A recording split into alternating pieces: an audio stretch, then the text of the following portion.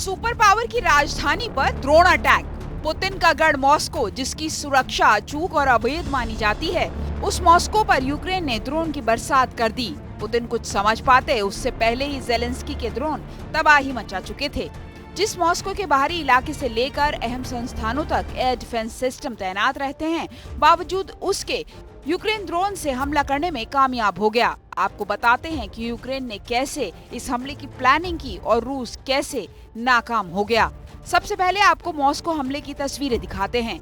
Moscow की high rise इमारतों से उठता धुआं इस बात का गवाह है कि यूक्रेन ने मॉस्को का डिफेंस सिस्टम ही धुआं कर दिया है। 30 मई को मॉस्को के आसमान पर जेलेंस्की की ड्रोन सेना मंडराने लगी। मॉस्को के अलग अलग इलाकों में ऐसी तस्वीरें आने लगी। ये पहली बार हुआ है कि मॉस्को पर इतने बड़े पैमाने पर हमला हुआ। नागरिकों को सबवे में शरण लेनी पड़ी। एयर रेड अलर्ट जारी किया गया। यूक्रेन वो सब करने में कामयाब हो गया जो अब तक रूस उसकी राजधानी में करता रहा है। तो क्या रूस के एयर डिफेंस सिस्टम यूक्रेन के हमले रोकने में नाकाम हो गए? रूसी रक्षा मंत्रालय के मुताबिक मॉस्को पर 8 ड्रोन अटैक हुए, जिसमें से 5 ड्रोन गिरा दिए गए और एंटी ड्रोन सिस्टम ने 3 ड्रोन का सिस्टम जाम कर दिया। रूस क्योंकि आतंकी सरकार पर बड़ा पलटवार करेगा, नेटो की हथियार सप्लाई का बदला लिया जाएगा।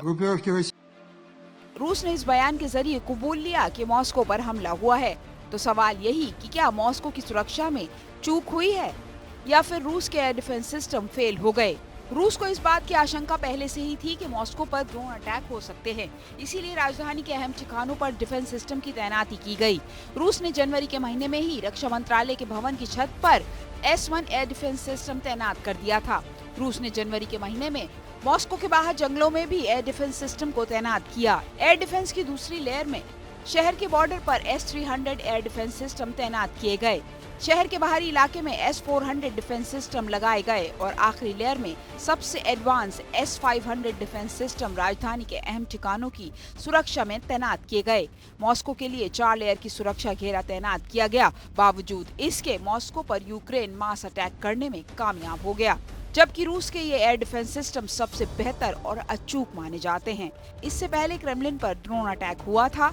उस वक्त पुतिन अपने इसी पैलेस में मौजूद थे, लेकिन इस बार यूक्रेन ने सीधे पैलेस को निशाना बनाने की कोशिश की है। यानी जेलेंस्की जानते हैं कि अगर जंग को रोकना है तो पुतिन को खत्म करना होगा। मॉस्को पर यूक्रेन के ड्रोन स्ट्राइक से पुतिन भड़के हुए हैं। यूक्रेन को अंजाम भुगतने की धमकी दी गई है। यूक्रेनी ड्रोन स्ट्राइक को आतंकी घटना करार देते हुए पुतिन ने कहा कि यूक्रेन ने जानबूझकर रूस के रिहायशी इलाकों पर हमला किया, जिसे कतई बर्दाश्त नहीं किया जाएगा। रशियन न्यूज एजेंसी को दिए इंटरव्यू में पुतिन ने कहा, यूक्रेन ने ड्रोन हमले के जरिए रूस को धमकी दी है। मॉस्को के नागरिकों को टारगेट करते हुए हमला किया गया। ये एक आतंकी घटना है। रूस के एयर डिफेंस सिस्टम ने बेहतरीन काम किया, लेकिन कुछ और सुधार करने की जरूरत है। इंटरव्यू के दौरान पुतिन ने कीव में ड्रोन स्ट्राइक का बदला लेने की भी धमकी दी है। पुतिन ने कहा कि इन धमाकों के जरिए रशिया को भड़काने की कोशिश की गई है, जिस पर हम जरूर जवाब देंगे। जेलेंस्की ने रूस के अंदर ड्रोन स्ट्राइक की हिमाकत तो कर दी, जिसकी उन्हें भारी कीमत चुकानी पड़ सकती है।